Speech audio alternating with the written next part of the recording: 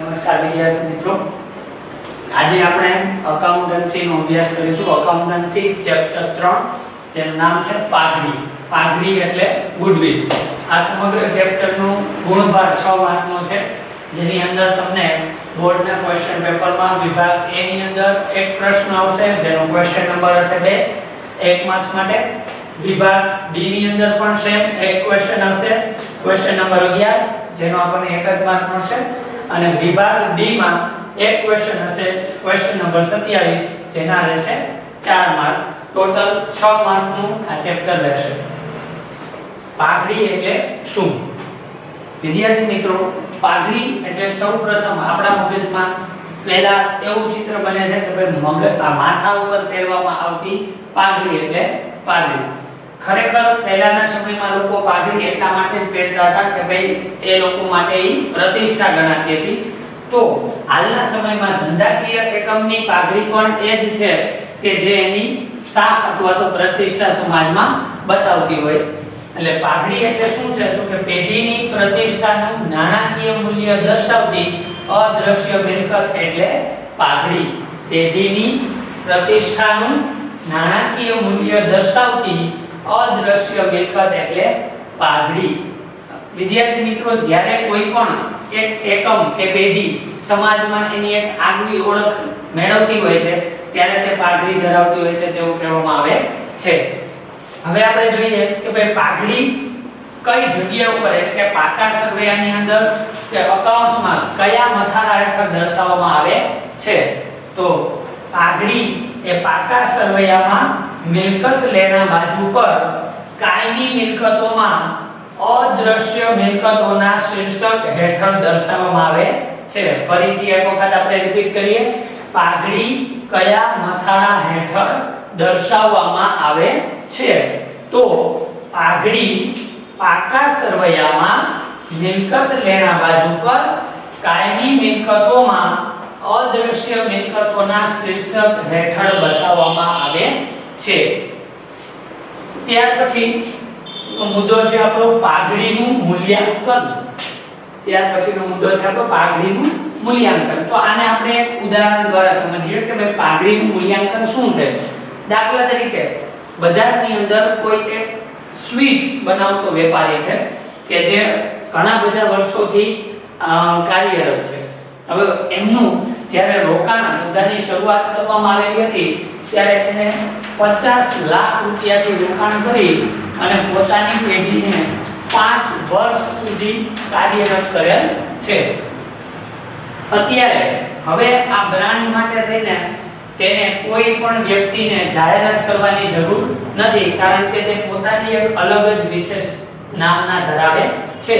Even એવું બને છે કે જ્યારે તેને પોતાની ક્વોલિટી બીજા લોકો સમક્ષ એટલે કે એના ગ્રાહકોને આપેલી હતી, અત્યારે એના જ ગ્રાહકો જે કોઈ પણ વ્યક્તિ પૂછે કે ભાઈ અમારે સ્વીટ્સ ક્યાંથી લેવી, તો એ આ જ વ્યક્તિની એટલે કે એ નામનો જે વેપારી છે એની જ દુકાનનું નામ આપે છે. તો હવે એ નામના વેપારીએ જ્યારે 50 લાખનું રોકાણ કરી અને 5 વર્ષ સુધી ધંધાને આ રીતે કાર્યરત રાખતા સમાજમાં એની નામના બનેલી છે. આ જોઈ અને એક બી નામનો વેપારી છે તે પણ 50 લાખનું રોકાણ કરી અને ધંધાની શરૂઆત કરે છે.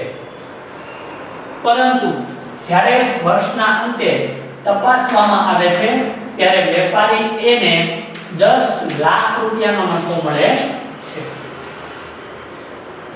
જ્યારે વેપારી બી એને વર્ષના અંતે 5 લાખ રૂપિયાનો નફો મળે છે.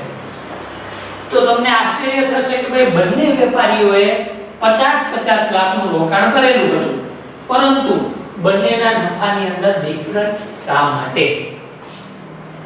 તો આ ડિફરન્સ છે એમની એટલે કે વેપારી એની જે શાખ હતી, જે પ્રતિષ્ઠા હતી, જે સ્થિર ગ્રાહક વર્ગ હતો, એની જે નામના હતી એનો, અને એ જે ડિફરન્સની કિંમત છે એને જ આપણે કહી શકીએ પાઘડી.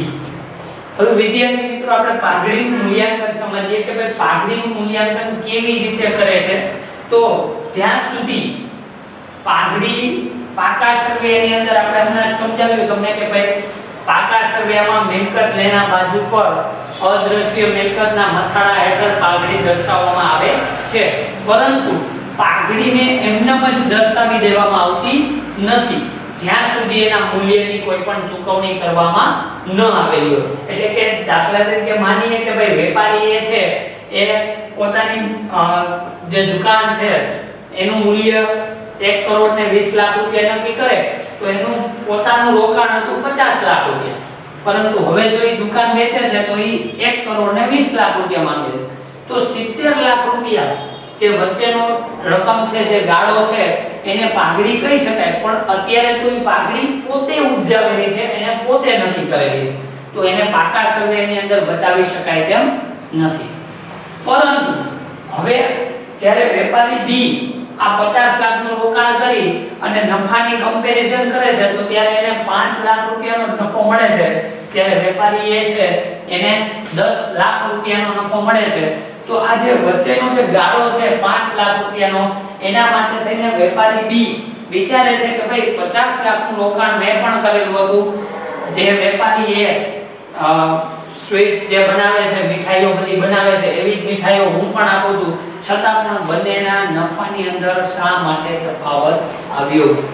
તો એનું તારણ કાઢવા માટે જ્યારે જોવે છે કે ભાઈ વેપારી એ છે એમણે 5 વર્ષ સુધી આ ધંધા પાછળ પોતાનો ભોગ આપેલો હતો, એને એવા ગ્રાહક વર્ગ ઊભો કરેલો હતો જે સંપૂર્ણપણે એમનાથી સંતુષ્ટ હતો, અને જ્યારે ક્યારે કોઈ પણ પ્રસંગો હોય અથવા તો કોઈ પણ પ્રકારના તહેવારો હોય, લોકોને પૂછવામાં આવે કે ભાઈ તમે મીઠાઈ ક્યાંથી લાવશો અથવા તો તમે મીઠાઈ ક્યાંથી લેવાનું પસંદ કરશો, તો એમના મોઢામાંથી વેપારી એની દુકાનનું જ નામ નીકળતું હતું.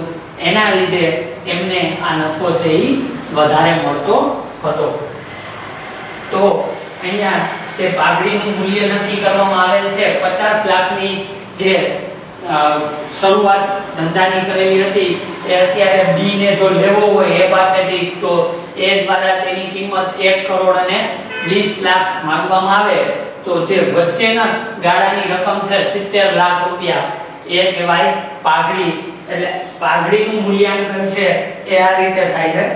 હવે છે પાઘડીના મૂલ્યાંકનને અસર કરતા પરિબળો, કે ભાઈ પાઘડી છે કઈ રીતે એનું મૂલ્યાંકન શેના આધારે કરી શકાય? 70 લાખ રૂપિયા એ દ્વારા વધારે માંગવામાં આવેલા છે, તો એ શા માટે માંગે છે, અથવા તો શા માટે બી ને આપવા પણ જોઈએ?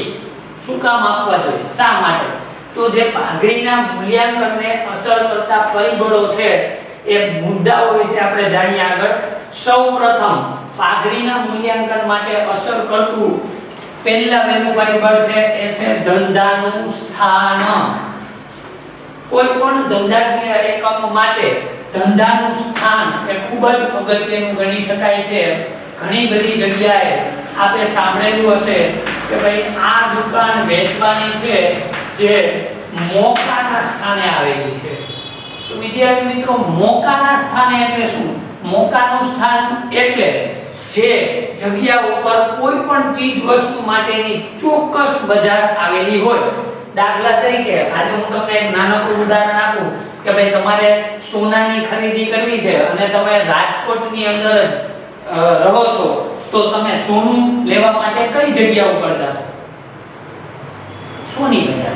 બરાબર છે, તમે ચોક્કસ સાચું જ વિચારેલું છે. પણ જ્યારે કોઈને એવું પૂછવામાં આવે કે ભાઈ તમારે સોનું લેવું છે તો તમે ક્યાં જશો? ઇન્ડસ્ટ્રીયલ એરિયામાં? નહીં, નો છે, કોઈ પણ નથી. ત્યાં સોનાની ખરીદી કરવા માટે વ્યક્તિ જ્યાં એનું ચોક્કસ બજાર આવેલું હોય, એટલે કે રાજકોટની અંદર જે સોની બજાર આવેલું છે ત્યાં જશે. તો સોની બજારની અંદર જો સોનાની દુકાન આવેલી હોય તો ખરેખર એ એનું મોકાનું સ્થાન ગણાય. એમાં પણ બજારની અંદર શરૂઆતમાં જો સારો એવો કોઈ શોરૂમ હોય તો એનું સ્થાન અતિ મોકાનું આપણે ગણી શકીએ. એટલે પાઘડીના મૂલ્યાંકનની અંદર મેં તમને જણાવ્યું એમ કે ભાઈ ધંધાનું સ્થાન કઈ જગ્યા ઉપર આવેલું છે એ ખૂબ જ અગત્યનું ગણાય છે. ત્યાર પછી છે ધંધાનું સ્વરૂપ. સ્વરૂપ એટલે ધંધાનો પ્રકાર. કે આ ધંધો કયા પ્રકારનો છે, પ્રકાર ઉપરથી આપણે બીજું પણ એક જોઈશું કે ભાઈ એની અંદર જોખમ કેટલું રહેલું છે, બરાબર। આ વસ્તુને સમજવા માટે આપણે હાલના સમયની અંદર જે પરિસ્થિતિ ચાલી રહી છે તેનું એક નાનકડું એક્ઝામ્પલ દ્વારા આપણે સમજીએ કે ભાઈ કોરોનાની જે મહામારી અત્યારના સમયમાં ચાલી રહી છે એમાં આપણે બધાને ખબર જ છે કે ભાઈ ધંધા વ્યવસાયો બંધ કરી અને લોકોને ઘરમાં રહેવાની સરકાર દ્વારા ફરજ પાડવામાં આવેલી હતી। તો આ ધંધા ઉદ્યોગો બધા જે બંધ થઈ ગયેલા હતા એમાં પણ અમુક ધંધા ઉદ્યોગ અમુક જે ધંધાઓ છે એ શરૂ હતા। એ ધંધાઓ કયા કયા હતા? તો એ ધંધા હતા પ્રોવિઝન સ્ટોર, દૂધની ડેરીઓ, શાકભાજીની દુકાનો, શાકભાજીની લારીઓ, એટલે કે અત્યંત આવશ્યક જે ચીજ વસ્તુઓ મનુષ્યને જોઈતી જે આવશ્યક ચીજ વસ્તુઓ હતી એની પણ આ મહામારીના સમયમાં સરકાર દ્વારા છૂટ આપવામાં આવેલી હતી। તો આ પ્રકારના જે ધંધાઓ છે એ ઓછા જોખમી ગણી શકાય, કારણ કે આવા મહામારીના સમયમાં પણ એને સરકારે મંજૂરી આપેલી હતી, જ્યારે અન્ય ધંધાઓ કે જેની અંદર કદાચ નફાનું પ્રમાણ વધારે પણ હોય, જેમ કે ઔદ્યોગિક એકમો હતા પણ એની મનુષ્યના જીવનમાં આવશ્યકતા ઓછી હતી, તેને સરકારે હાલ પૂરતા બંધ રખાવેલા હતા। તો જ્યારે તમે કોઈ પણ ધંધાની પાઘડીની ગણતરી કરતા હો તો ત્યારે એની અંદર એમાં એનો પ્રકાર પણ ખૂબ જ અગત્યનો છે। એટલે કે જો પાઘડીની ગણતરી પ્રોવિઝન સ્ટોર માટે કરવામાં આવેલી હોય તો એની પાઘડી વધુ ગણાશે, કારણ કે એમાં જોખમનું પ્રમાણ ઓછું રહે છે। જ્યારે ઔદ્યોગિક એકમ છે જે નફો કદાચ વધારે મેળવતું હોય પરંતુ એની અંદર જોખમનું પ્રમાણ પણ એટલું જ હોય છે, માટે એની પાઘડી છે એ ઓછી ગણાશે।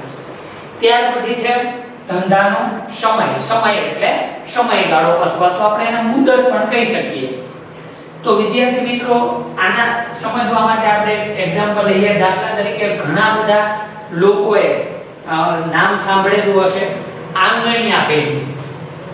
આંગણિયા પેઢીમાં પણ તમારો કોન્સેપ્ટ ક્લિયર કરી નાખીએ। ઘણા બધા વિદ્યાર્થીઓના મગજમાં એવી ખોટી વ્યાખ્યા પણ છે કે આંગણિયા પેઢી એટલે શું? તો કે આપણા ઘરેથી કોઈ ચિઠ્ઠી કે કવર કે મોકલાવીએ અને બીજા શહેરમાં મોકલાવવું હોય તો એને આંગણિયું કરી દેવાય। ખરેખર એને આંગણિયું ન કહેવાય, એને કુરિયર સર્વિસ કહેવાય। તો આંગણિયા પેઢીનું કાર્ય શું છે? આંગણિયા પેઢી શું કાર્ય કરે છે?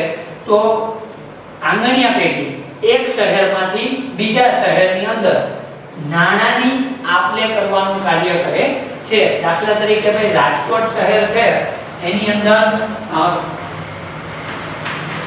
એક આંગણિયા પેઢી આવેલી હોય અને એક અમદાવાદની અંદર આવેલી હોય, તો માની લઈએ કે મારે રાજકોટ શહેરમાં બેઠા બેઠા મારા મિત્રને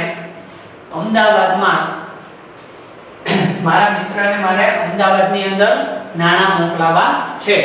તો હું અત્યારે અહીંયાથી જવા માટે ત્યાં કેપેબલ નથી, તો હવે મારે આ નાણાં ત્યાં કેવી રીતે મોકલાવા? તો આની સગવડતા મને કોણ કરી આપશે? આંગણિયા પેઢી। અહીંયા આંગણિયા પેઢીની જે દુકાન હશે ત્યાં જઈ અને મારે એમને નાણાં આપી અને મારા મિત્રનું નામ, એમનો મોબાઈલ નંબર આપી અને નાણાં એમને હસ્તગત કરવાના રહેશે। એ લોકો ત્યાં અમદાવાદમાં રહેતા મારા મિત્રને કોલ કરી અને કહેશે કે ભાઈ રાજકોટથી તમારું આંગણિયું આવેલું છે, તમે આ નાણાં કલેક્ટ કરી લેજો। તો આ જે આંગણિયા પેઢીઓ છે, ઘણી બધી આંગણિયા પેઢીઓ ફ્રોડ નીકળેલી હોય છે। તો આ પેઢી ઉપર આપણે વિશ્વાસ કેમ કરવો? અથવા તો મારે મારા મિત્રને પૈસા પહોંચાડવા છે તો મારે કઈ આંગણિયા પેઢીની અંદર જઈ અને નાણાં આપવા? એ ખૂબ જ અગત્યનો પ્રશ્ન મારા માટે બની ગયો છે। તો આંગણિયા પેઢીની અંદર જે આંગણિયા પેઢી વર્ષોથી કાર્યરત છે એવી પેઢીની અંદર વિશ્વાસપાત્રતા લોકોની વધારે હોય છે। એટલા માટે જ આ આંગણિયા પેઢીઓ ઉપર લખવામાં આવે છે જૂના આંગણિયા। જૂના આંગણિયા વિદ્યાર્થી મિત્રો એની નામના એની પ્રતિષ્ઠા બતાવે છે કે વર્ષોથી આ લોકો આ જ કાર્યક્ષેત્રની અંદર જોડાયેલા છે. કોઈ પણ વેપારી હોય છે એ પોતાની દુકાનની ઉપર કે પોતાની વસ્તુ ઉપર ક્યારેય પણ જૂનું લખતો નથી. જેમ કે દાખલા તરીકે તમે પાવભાજી ખાવા જવાનું વિચારતા હોય તો ક્યાંય પણ તમે બોર્ડ મારેલું જોયું છે કે જૂની પાવભાજી મળશે? અને એ મળતી હોય તો આપણે ખવાય પણ નહીં, કારણ કે આપણે બીમાર થઈ જાય. તો જ્યારે વસ્તુઓની અંદર આવું જૂનું ચાલતું નથી છતાં પણ આંગણિયા પેઢીવાળા જે વ્યક્તિઓ છે એ પોતાની દુકાન ઉપર મોટા અક્ષરે લખાવે છે જૂના આંગણિયા. એનો મતલબ કે ઘણા બધા વર્ષોથી આ કાર્યક્ષેત્રની અંદર કામ કરતા હોય છે. એટલે ધંધાનો સમયગાળો જે છે એ પણ પાઘડીના મૂલ્યાંકનને અસર કરતું ખૂબ જ અગત્યનું પરિબળ ગણી શકાય. ત્યાર પછી છે હરીફાઈની પરિસ્થિતિ. હરીફાઈ આપ બધા જાણો છો, કોમ્પિટિશન જેને આપણે અંગ્રેજીમાં કહીએ છીએ. કોમ્પિટિશનની અંદર બે વસ્તુઓ આપણે ખરેખર જોઈએ તો મગજમાં ક્લિયર કરવાની જરૂર છે. એક છે ઇજારાશાહી અને બીજું છે કટ્ટર હરીફાઈ.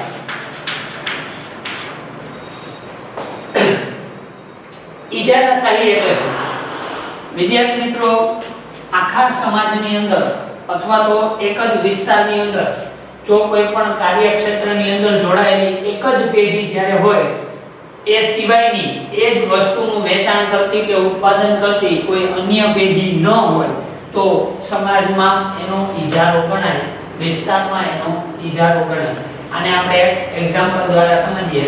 દાખલા તરીકે કે ભાઈ કોઈ એક વિસ્તારની અંદર આશરે 8 થી 10 સ્કૂલો આવેલી છે જે બધાની અંદર ઘણા બધા વિદ્યાર્થીઓ અભ્યાસ કરે છે, પરંતુ આ વિસ્તારની અંદર માત્ર ને માત્ર આ 8-10 સ્કૂલની વચ્ચે એક જ સ્ટેશનરીની દુકાન આવેલી છે. તો વિદ્યાર્થીઓને જ્યારે books, pen, pencil, sharpener, eraser કોઈ પણ વસ્તુની ખરીદી જ્યારે કરવી હોય તો ત્યારે એને આ જ સ્ટેશનરીની દુકાન પરથી ખરીદી કરવી પડે છે.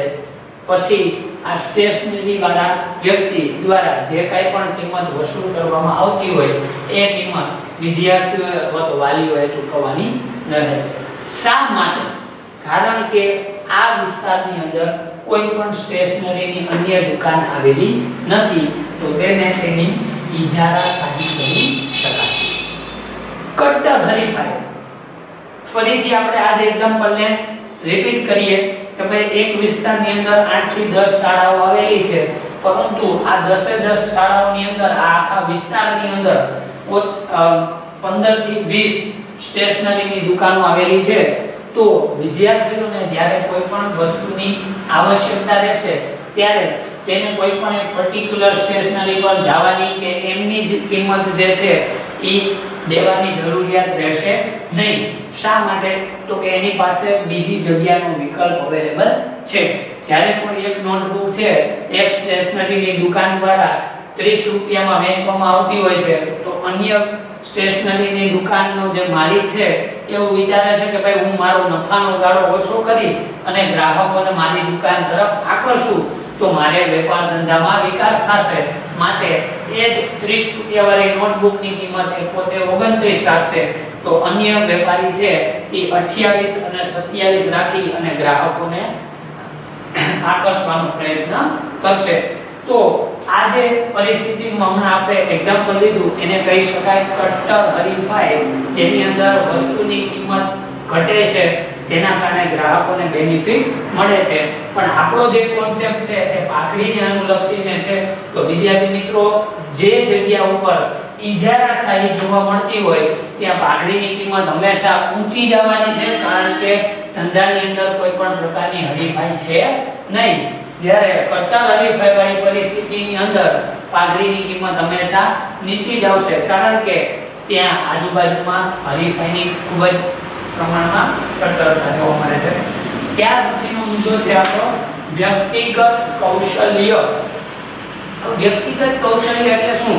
તો કે ધંધાના માલિક દ્વારા જે ધંધાની સ્થાપના કરવામાં આવેલી હોય એ ધંધાની અંદર નામ ના મળી જાય, ઘણા બધા વર્ષો પણ વીતી જાય, પાઘડી આપણને એમ લાગે કે ઊંચી ગણાય એમ છે, પરંતુ આ નામના આ પ્રતિષ્ઠા જો એ માલિકના પોતાના કૌશલ્યના લીધે હોય તો એની પાઘડી કેવી ગણાશે?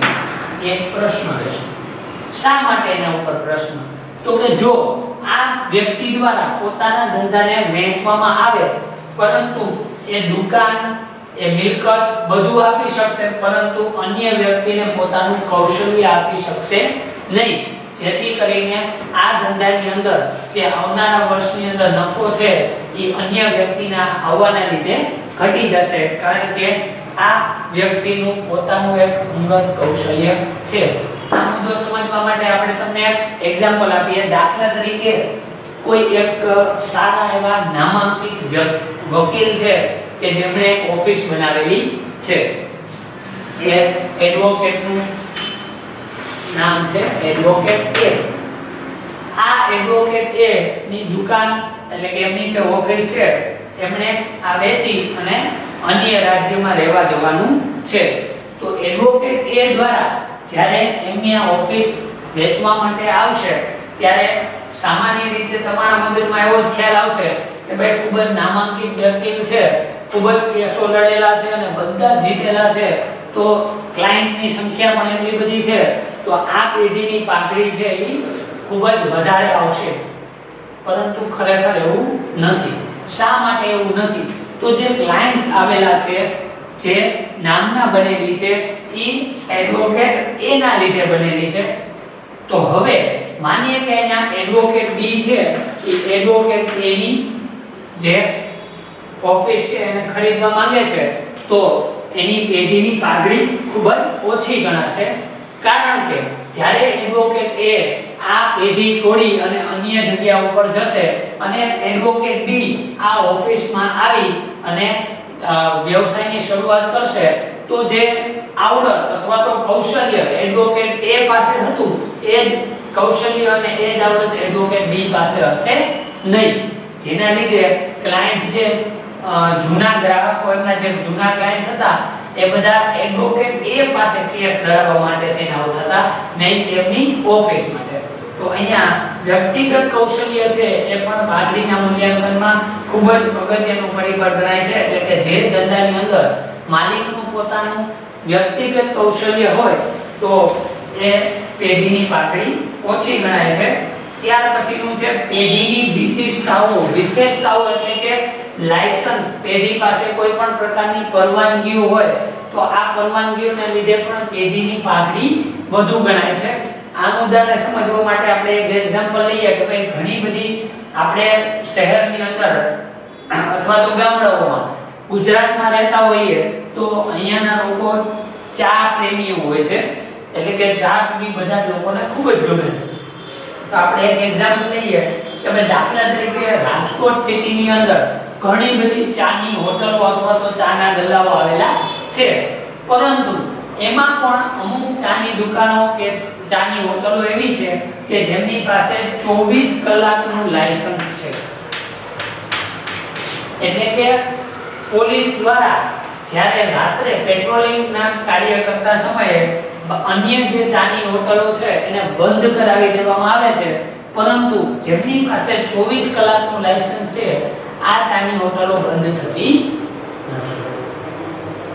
તો એના લીધે જે લોકોને રાત્રે ચા પીવાનું મન થાય છે એ બધા જ વ્યક્તિઓ આવી 24 કલાક કાર્યરત હોટલો પર ચા પીવા જાય છે, જેના લીધે જે અન્ય ચાની હોટલો જે આવક મેળવે છે અથવા તો નફો મેળવે છે એના કરતા આ જે 24 કલાક લાયસન્સ ધરાવતી જે હોટલો અથવા તો દુકાનો છે એ વધુ નફો મેળવે છે, જેના લીધે એ પાઘડી ધરાવે છે તેમ કહી શકાય. ઓકે.